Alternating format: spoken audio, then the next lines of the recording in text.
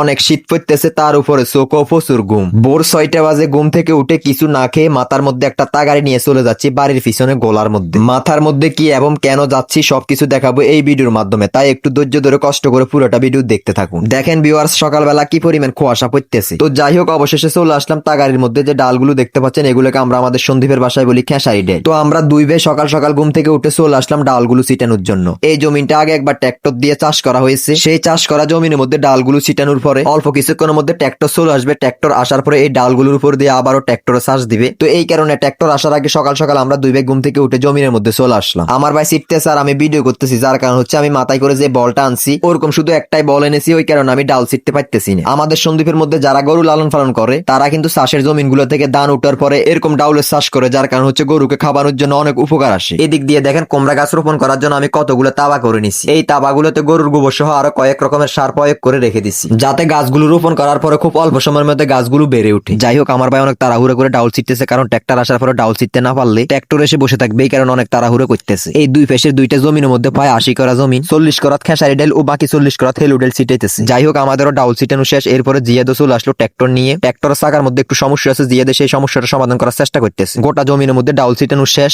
এবারে ট্র্যাক্টর দিয়ে চাষ দেওয়ার পরে ডাউলগুলো মাটির নিচে চলে যাবে। 10 থেকে 15 দিনের মধ্যে সেই মাটির নিচ থেকে আস্তে আস্তে ডাউলগুলো উঠবে ইনশাআল্লাহ। যাই হোক, মোটামুটি সবকিছু শেষ। এবার ট্র্যাক্টরের মধ্যে তেল দিতেছে, এরপরে শুরু হয়ে যাবে ট্র্যাক্টরের চাষ। যাই হোক, আর দেরি করলাম না, আমি ফ্যান্ডেলটা নিয়ে অনেক শক্তি প্রয়োগ করে দিয়ে দিলাম ট্র্যাক্টরটা স্টার্ট। যাই হোক, আজ অনেক ভালো লাগতেছে, অনেক খুশি লাগতেছে, যার কারণ হচ্ছে আজ আমাদের দুইটা জমির মধ্যে ডাউলগুলো ছিটানো কমপ্লিট হয়ে যাবে। যাই হোক, গাড়িটা স্টার্ট দেওয়ার পরে জিয়াদ আর দেরি করলো না, অলরেডি শুরু করলো জমিন চাষ। আসলে যখন শীতকাল আসে তখন আমাদের সন্দ্বীপে এই ধানের জমিনগুলোতে অনেক কৃষিকাজ করা হয়। আলু, টমেটো, মরিচ এরকম শাকসবজি অনেক রকমের চাষ করা হয়। এই যে বিল্টের মধ্যে যে জমিনগুলো দেখতে পাচ্ছেন, আর মাত্র 1 মাস পরেই কিন্তু সবগুলো জমিনের মধ্যে বিভিন্ন রকমের বিভিন্ন আইটেমের সবজি চাষ করা হবে। কারণ কৃষকেরা যদি এই জমিগুলোতে শুধু ধানের উপর নির্ভরশীল রাখে তাহলে কৃষকের অনেক লস থাকবে, যার কারণ হচ্ছে অরিজিনাল মালিকের কাছ থেকে কৃষকেরা এই জমিগুলো 1 বছরের জন্য কন্টেকে নেয়। যাই হোক, জিহাদে অনেকক্ষণ ধরে গাড়ি চালাইতেছে, এরপরে বলতেছে আমি একটু চালানোর জন্য। তাই আমিও আর দেরি না করে ট্র্যাক্টরের মধ্যে উঠে অলরেডি শুরু করলাম জমিন চাষ। অনেক ভালো লাগতেছে, ট্র্যাক্টর দিয়ে নিজে জমি নিজেই দিতেছি চাষ। তো যাই হোক ভিউয়ার্স, ভিডিওটা এই পর্যন্ত। সবাই ভালো থাকবেন, সুস্থ থাকবেন, নিজের প্রতি খেয়াল রাখবেন। ভিডিওটি ভালো লাগলে একটা লাইক, একটা কমেন্ট করে ভিডিওটি অবশ্যই শেয়ার করে পেজটি ফলো করে সাথে থাকবেন। আল্লাহ হাফেজ।